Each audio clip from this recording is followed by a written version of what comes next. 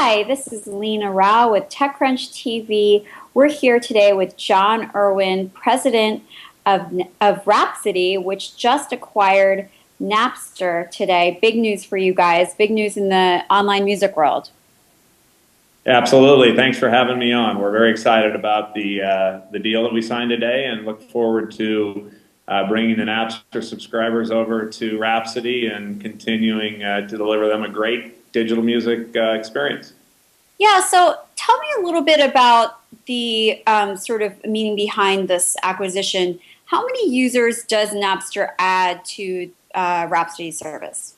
Well, we're not going to come out and talk about the specific numbers at this time. Rhapsody, a couple months back, announced that we had gone over 800,000 subscribers just as our standalone business. We'll come back and let everybody know where we stand as a combined entity. Yeah, absolutely. I know that as part of the deal, you're acquiring some of the IP, the subscriber base. Specifically relating to the IP, what technologies are you going to be integrating and looking at with Rhapsody?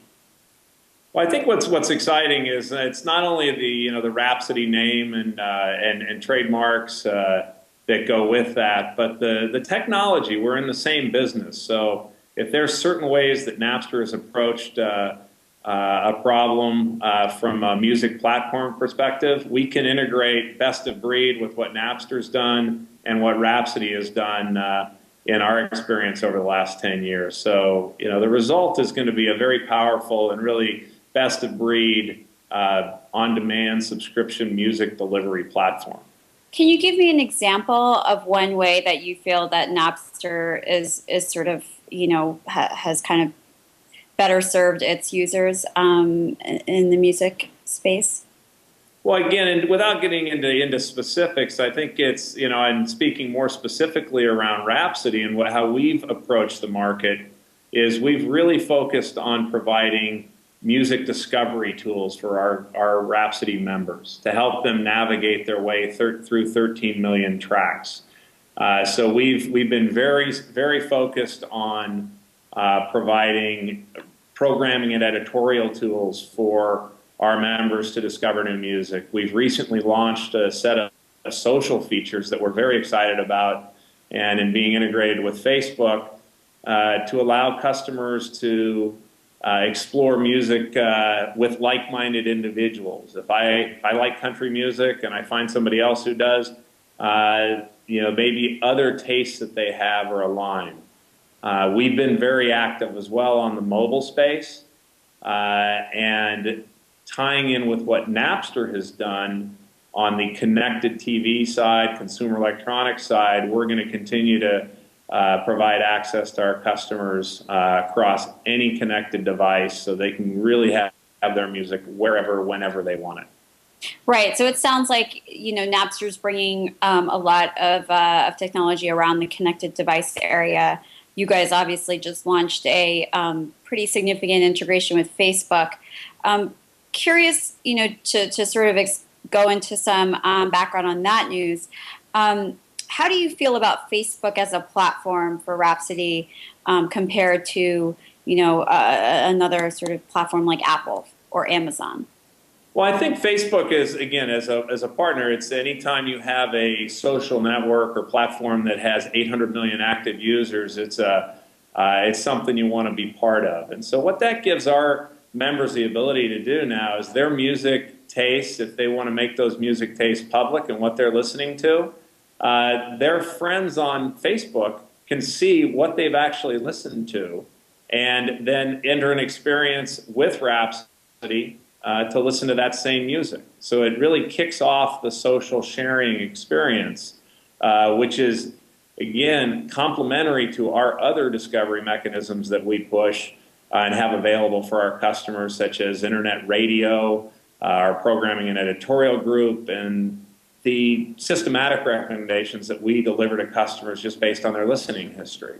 So it creates a very nice set of music discovery tools.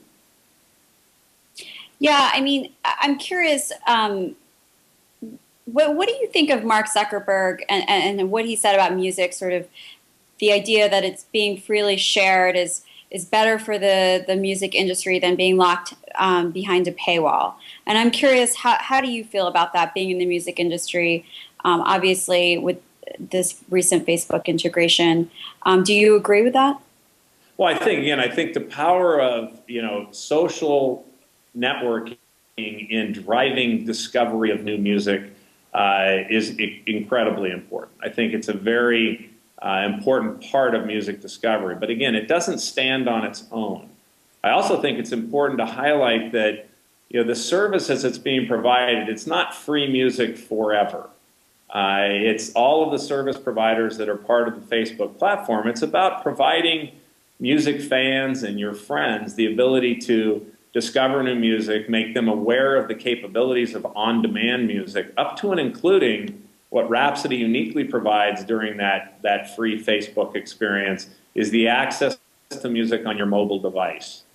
So bringing that awareness to music to eventually move those folks that want to pay for music, it's a path to help them get there. But we fundamentally believe you need to expose the customer to not only the social aspects, but to the mobile aspects of music in order to make that a successful transition to a paying subscriber. Yeah, so I'm curious, where does this Napster acquisition put Rhapsody in terms of, being competitive with some of the other music streaming services out there like Spotify, which has obviously gained a lot of attention with its launch in the US. How do you feel like this acquisition helps give you guys the competitive edge?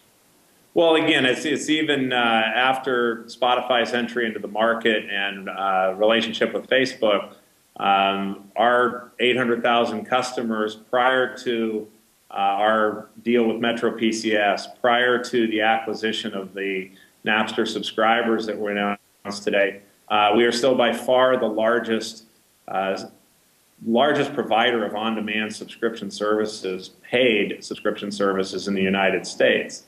Our focus is going to be to continue to invest our resources in improving that service, helping our customers and discover new music and enjoy the experience on every device, whether it's their consumer electronics devices at home, their mobile devices. That's where our resources are going to be put, as opposed to focusing them on advertising effectiveness and trying to support a free offering.